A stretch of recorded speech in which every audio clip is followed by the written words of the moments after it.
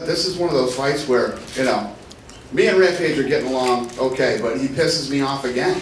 You know, you go in there and you start saying, I had Rampage winning that fight 2-1. Tyson Griffin got fucked tonight, big time.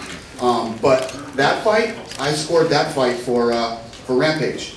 Rampage is slumping down and raising the other guy's hand and acting like he lost.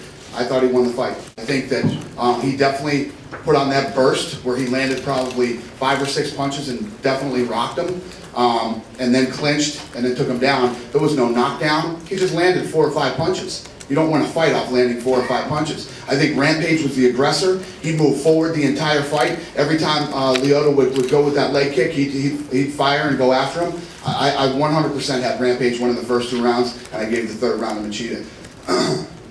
Again, nobody gives a shit what I think. I'm not a judge, but that's how I scored the fight. I felt fired up as soon as Dana gave me the phone call that I was going to fight Matthews. You know, so I don't know. I just, you know, me and Matt put on great fights, and I'm just happy everything went that way. You know what? For the first time in my career, I'm gonna let Dana make that call. Huh? whatever Dana says, we'll go with that. Holy shit! Took 10 years. I don't even think that I really set it up. I was just in there to fight, and I wanted him to hit me, and I wanted to hit him. And I was just in the mindset of fight like a kid.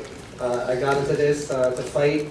You know, a lot of people have been questioning if I'm motivated, if I want to do this, and I really wanted to come out and show everybody my fighting spirit.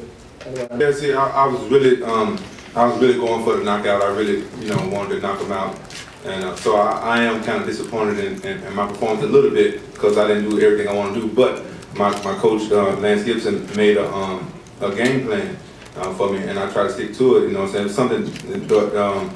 You know, I'm just happy that I even made it to the fight.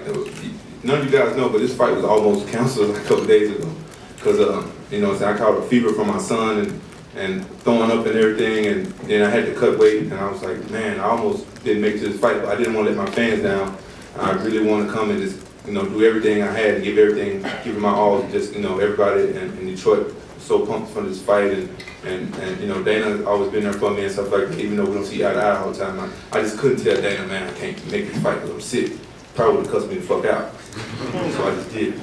I just recently went to Japan because, you know, I did that movie A-Team and had the tour there, and one of the people interviewing me remembered me from my Pride days, and he gave me like the most heartwarming interview. I almost broke me out in tears because he was saying, like, back in Pride, you know, I used to fight a different style. Then I come to America and I don't fight the same no more. He asked me why, and I really it took me a second to think about it, and I was like, man, it's the energy, I guess, of the crowd. You know what I'm saying? Because you know, when I came to the UFC, honestly, I kind of felt like an outsider at first. It was my own feeling that made me feel that way because, you know, I came.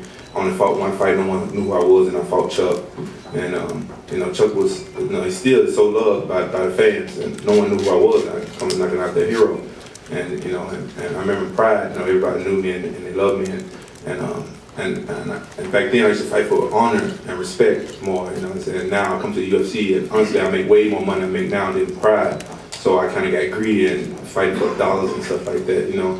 And so I wanted to come out to Pride and get that old Pride spirit back, and you know, I feel like some of them came back. I even tried to slam Machida and get real aggressive. I felt like that music helped me out, like fight the way I used to fight back when I was in Pride, when I was young, when I was fighting for different motives. So will you use that song for all your fights now? I don't know. If you notice, I don't always come out to the same song. It's all about who I'm fighting and what I'm feeling. I'm one of those weird guys like that.